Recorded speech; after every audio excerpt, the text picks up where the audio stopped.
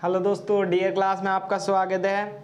आज हम BSDAE 182 का सब्जेक्ट का पहला चैप्टर पढ़ने वाले हैं, ठीक है, जो आपको दिख रहा होगा। ओके, तो इससे पहले जो हम कर रहे थे क्लासेस, समथिंग कुछ प्रॉब्लम्स की वजह से वीडियोस नहीं आ पाई। अब रेगुलर वीडियोस आएंगी, ये बाकी के बच्चों के लिए है। ओके, स्टार्ट करते हैं। सेमेस्टर 1 का है ये BSDAE 182 का, ठीक है। चलो स्टार्ट करते हैं। सबसे पहला आता है हमारे पास में भाषा। भाषा क्या होती है? देखो, नॉर्मल हम जो भाषा बोलते हैं उसी के बारे में बताया गया है। मानव जाति या विदाउट भाषा का सबसे पहले जो इसमें बताया गया है वो भाषा के बारे में बताया गया है। तो स्टार्ट करते हैं हम भाषा को। तो हमारे पास में जो भाषा होती है नॉर्मल, जो हम विचार विनिमय को आदान प्रदान करते हैं, वही हमारी क्या होती है, किसके थ्रू करते हैं हम? भाषा के थ्रू। जो हमारी बोली है वही हमारी क्या होती है? हमारी भाषा होती है। इसकी अलग अलग परिभाषाएं दी थी जो अलग अलग लेखक थे। ये हम पहले की बातें कर रहे हैं, जो पहले बहुत साल पहले के टाइम की, जब हमारे लेखक आए थे, उन्होंने उस चीज़ के ऊपर बताया कि कौन कौन सी बोलियां होती हैं, लिखित भाषाएं हैं। तो इसको अलग अलग हम इस चैप्टर में जाकर पढ़ेंगे कि हमारे पास में बोली वाली भाषा को हम क्या बोलते हैं। जो स्थानीय बोली होती है वो अलग होती है, और उससे अलग जो होती है उसके बारे में भी जानेंगे, ठीक है। तो पहले भाषा जान लेते हैं। मानव जाति के लिए एक वरदान के रूप में है ये भाषा, और जिसके बिना सभ्यता का कोई विकास नहीं होता। सच बात है, जो मानव जाति है उसके लिए जो भाषा हमें मिली हुई है वो हमारे लिए एक वरदान के रूप में, भाई उसके थ्रू ही तो हम अपने विचारों का आदान प्रदान करते हैं दूसरे से। अपने विचार, उसके विचार हम समझ पाते हैं या अपने विचार उसे समझा पाते हैं। किसके थ्रू? भाषा के थ्रू। अगर हमारा अपना विकास करना है, विदाउट भाषा के हमारा विकास नहीं हो सकता, ठीक है। उसके बाद में आता है हमारा भाषा का जो अर्थ आता है।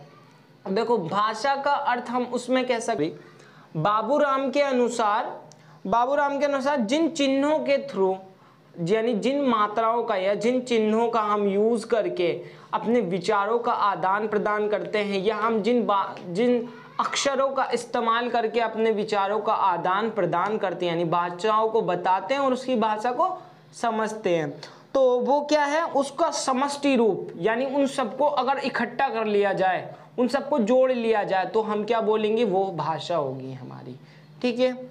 तो ये बोला था बाबूराम जी ने, बताया था अपनी परिभाषा में, ठीक है। उसके बाद में आता है भाषा का स्वरूप और उसकी प्रकृति कैसी होती है। सॉरी, भाषा का स्वरूप और उसकी प्रकृति कैसी होती है। देखो, भाषा का स्वरूप और उसकी प्रकृति के बारे में जानते हैं। स्वरूप देखो, भाषा का वैसा होता है, हम जिस क्षेत्र में हैं उसका वैसा ही स्वरूप होगा। जो जहाँ के लोग हैं उसकी वैसी ही बोली होगी। जैसी जहाँ पर बोली बोली जाती है वही वहाँ का क्या होगा? भाषा का स्वरूप होगा। लाइक, तो अलग अलग अगर हम गांव में चले जाएं तो वहाँ की जो बोली होगी वो बिल्कुल डिफरेंट होगी, और यहाँ की जो बोली है वो भी डिफरेंट होती है। तो क्या है, दोनों का स्वरूप अलग अलग है। लेकिन अगर उसकी प्रकृति देखें, उसकी प्रकृति, दोनों की प्रकृति एक ही जैसी होती है। मतलब क्या है, प्रकृति कैसी होगी? जो यहाँ के लोग हैं, यहाँ के लोग यूज क्या करते हैं भाषा का? इसलिए यूज करते हैं ताकि पता चल पाए हम उसके मन में क्या है, वो अपने मन की भाषा को अपने मन की बातों को बोल सके और हम अपने मन की बातों को बता सकें, उसकी बातें हम सुन सकें। वो अपनी बातें बताएगा, हम उनकी बातों को समझ भी सकते हैं। अगर हमें उसकी बोली आती है, वो वाली भाषा आती है, तो हमारी क्या है, हम उसकी भाषा को समझ भी सकते हैं। वो क्या बोल रहा है, ये क्या बताना चाहता है, हम उसको समझ सकते हैं और अपनी भाषा उसको समझा भी सकते हैं, ठीक है। तो ये होती है भाषा, उसकी प्रकृति, ठीक है। तो एक बार पढ़ लेते हैं इसकी। भाषा प्रतीकात्मक होती है तथा इसका कार्य सांस्प्रेषण भी होता है। देखो, सांस्प्रेषण कैसे है समझ लेते हैं। सांस्प्रेषण का मतलब क्या होता है? सांस्प्रेषण का मतलब है कि हम अपने विचारों का आदान प्रदान करें, मतलब अपने विचार उसको बताएं और उसके विचार हम खुद ग्रहण करें, यानी अपनी बातें हमने उसको बताई और उसने हमें अपनी बातें बताई। इसको बोला जाता है सांस्प्रेषण, ठीक है। तो इसके थ्रू, भाषा के थ्रू उसकी एक प्रकृति बताई जा रही है। भाषा की जो प्रकृति है, एक विचारों को समझना और दूसरे को समझाना, दूसरा उसकी बोली को समझ लेना, ठीक है। उसके बाद में क्या है, अपनी बोली उसको समझ में आएगी, दूसरे वाले को जब हम बोलेंगे तो उसको भी समझ में आएगी। तो क्या है, विचारों का आदान प्रदान करना, जो चीज़ हम उसको बता रहे हैं अपने विचार उसको बताएंगे और उसके विचार हम खुद भी समझ सकेंगे, ठीक है। और ट्रांसप्रेशन तो पता ही है, अब नॉर्मल बातचीत जो हम करते हैं वो भी हमारी ट्रांसप्रेशन में ही होती है, ठीक है। उसके बाद में आता है जिसके, अब देखो मनुष्य है, ट्रांसप्रेशन के थ्रू अपने विचारों को तो बताता ही बताता है, लेकिन भावों को भी बताता है। भावों को कैसे? हम अपना दुख बता रहे हैं किसी को तो अपने भाव प्रकट कर रहे हैं या अपनी खुशी बता रहे हैं, वो चीज़ हमारे ऊपर है, हम अपना दुख बता रहे हैं या हम अपनी खुशी बता रहे हैं, ठीक है। अगला आता है कथ्य और अभिव्यक्ति। देखो कथ्य और अभिव्यक्ति का क्या मतलब होता है, इन दोनों शब्दों को इंपॉर्टेंट में है, ठीक है। पहले कथ्य को समझ लेते हो, फिर अभिव्यक्ति ऑटोमेटिकली समझ में आ जाएगा, या अभिव्यक्ति को पहले समझ लेते हैं। देखो एक चीज़ है हमारे पास में, सपोज दैट एक वर्ड लिया हमने, उसी को हम कथ्य बोलेंगे, अभिव्यक्ति बोलेंगे, सॉरी उसको बोलेंगे हम अभिव्यक्ति। सबसे पहले हमने क्या करा, अंदाजा लगा, एक वर्ड बोला कमल, सपोज दैट हमने बोला कमल, तो जिसको हमने बताया है कमल का फूल बहुत अच्छा होता है, तो उसके मन में क्या सर, माइंड में क्या आएगा, माइंड में क्या होगा, एक कथ्य बन जाएगा, एक इमेज बनेगी। कैसी? एक उसकी, जिस वर्ड के बारे में हमने बोला है उसी वर्ड के बारे में उसकी इमेज बन जाएगी। सपोज दैट हमने किसी फ्रेंड का नाम लिया तो उसके मन में उसकी इमेज बननी शुरू हो जाएगी कि हाँ उसके बारे में बोल रहा है, ठीक है। तो अभिव्यक्ति में मतलब कथ्य का, तो कथ्य और अभिव्यक्ति के बीच में जो है वो संबंध बहुत ज़्यादा कठोर है, ठीक है। देखो समझते हैं कैसे। सपोज हमने एक वर्ड बोला लाइक कमल, कमल एक वर्ड है, ठीक है। तो हमने एक आदमी है उससे बोला है कमल, तो उसके मन में कमल को नाम को वर्ड को सुन के क्या होगा, एक इमेज बन जाएगी लाइक किसकी, कमल की। तो वो उसके कथ्य को पकड़ गया, यानी उसने उसके क्या करा, इमेज की, प्रतिमा की, अपने माइंड के अंदर इमेज को बना लिया, तो वो बता देगा कमल बहुत ज़्यादा सुंदर होता है। तो मीन्स क्या है, हमने जिसके बारे में बोला वो उस चीज़ को समझ गया, ठीक है।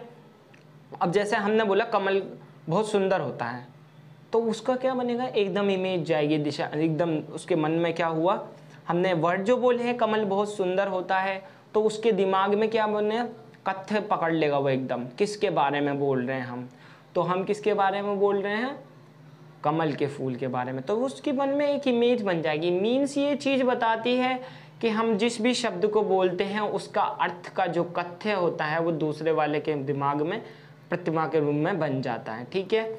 लेकिन इसमें भी एक प्रॉब्लम आती है हमें समझने में, ठीक है। वो क्या होती है परेशानी, इसमें क्या आती है हमारे पास में, लाइक समझो पर्यायवाची शब्द, ये क्या करते हैं, हमें इसमें परेशान करते हैं।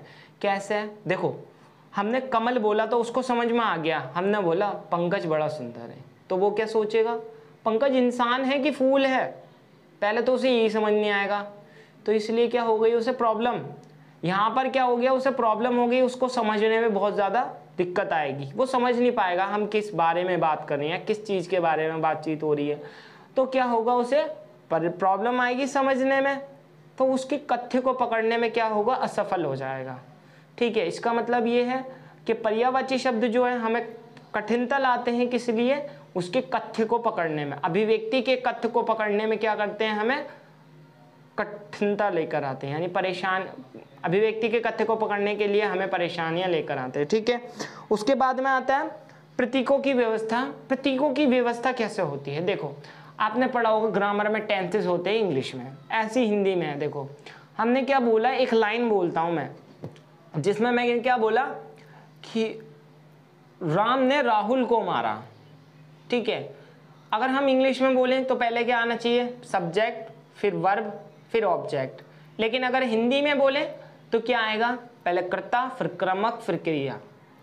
थोड़ा सा रूल है, जो वर्ब है वो बाद में, जो ऑब्जेक्ट है वो पहले, ठीक है। यानी हमारे पास में पहले क्या आ गया, कर्ता, जिसने काम करा रहा है, कौन कर रहा है, राम ने राहुल को मारा, तो मतलब राम हमारा सब्जेक्ट हो गया, राम मार रहा है राहुल को, और राम ने किसको मारा है, ऑब्जेक्ट कौन है इसमें से, राहुल, तो राहुल को लिया हो पहले, राम ने राहुल को मारा, यानी कि हमारे पास में क्या बनेगी, इस प्रतीकों की व्यवस्था किस तरीके से करेंगे, यानी वाक्य किस तरीके से बनाएंगे हम, पहले कर्ता को लेकर आएंगे, फिर क्रमक को लेकर आएंगे, फिर हम किसको लाएंगे, क्रिया को। तो मतलब क्रिया क्या हो रही है, मारना, तो मारा है बाद में बताया जा रहा है, ठीक है।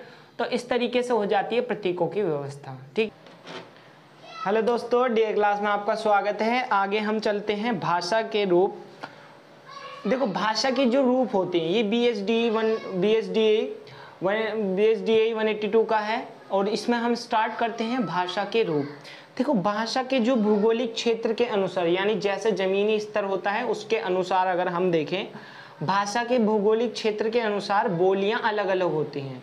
देखिए सबसे पहले इसको अलग अलग भाषाओं में बांटा हुआ है। जैसे क्या आती है, एक व्यक्तिगत बोली होती है। व्यक्तिगत बोली मतलब, व्यक्तिगत बोली कैसी होती है, एक इंसान की पर्सनल लैंग्वेज जो बहुत ज़्यादा कैसी होती है, अलग होती है, उसको बोला जाता है व्यक्तिगत बोली। नॉर्मल लैंग्वेज में हम जैसे लोगों की अलग अलग भाषा होती है, अलग अलग वो शब्द को अपने तरीके से बोलते हैं, उसको बोला जाएगा वो क्या है, उनकी व्यक्तिगत बोली है। या फिर गांव देहाती वाले भाषा बोल रहा है वो, तो कोई एक आदमी आए, वो वहाँ से गांव से आया और यहाँ पर आता है, वो अपनी गांव की भाषा बोलेगा, तो वो क्या है, उसकी व्यक्तिगत बोली मानी जाएगी। ठीक है, उसमें आता है स्थानीय बोली। देखो छोटे छोटे स्तरों से मिलकर एक स्थानीय बोली बनती है, यानी छोटे व्यक्तियों का समूह बने, ऐसी छोटे स्तर की भाषा बोलने, व्यक्तिगत बोली बोलने वाले लोगों की एक समूह को बनाया जाए तो वो बन जाती है स्थानीय बोली। लाइक एक ही कैटेगरी के लोग एक साथ में मिल जाते हैं तो क्या बन जाती है, उनकी स्थानीय बोली बन जाती है, जहाँ के वो रहने वाले हैं उस जगह की बोली बन जाती है उनकी।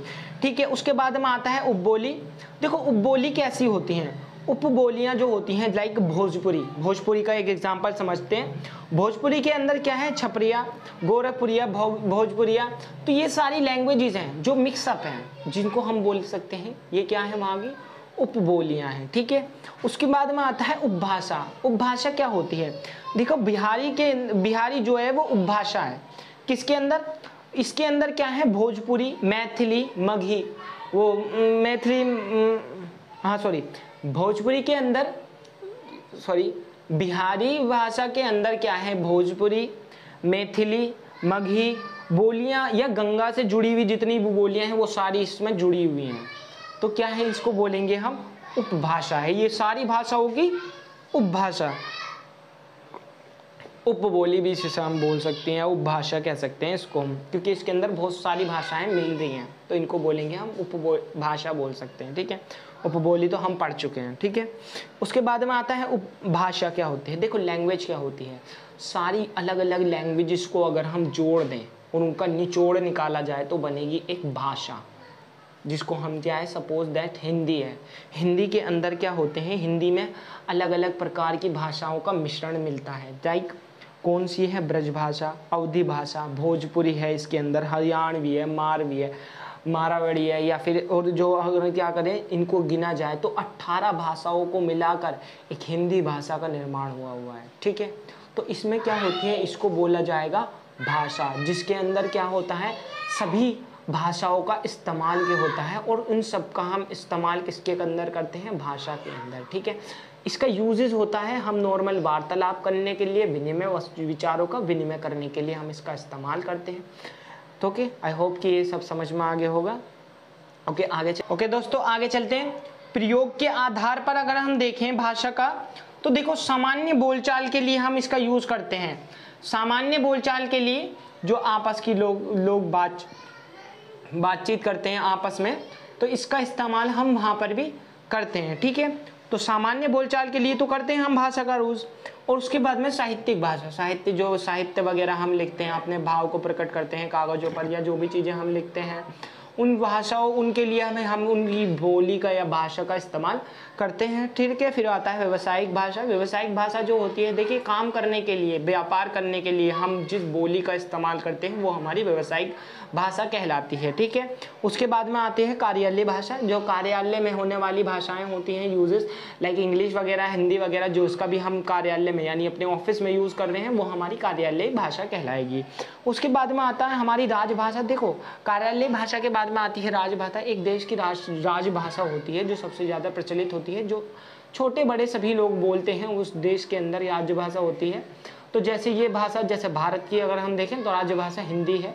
हिंदी के लिए सभी लोग इसकी वैल्यू को समझते हैं और इसका सब सम्मान भी करते हैं, ये हमारी संस्कृति से जुड़ी हुई भी है, तो इसका इस्तेमाल भी होता है। उसके बाद में आती है हमारी राष्ट्रभाषा।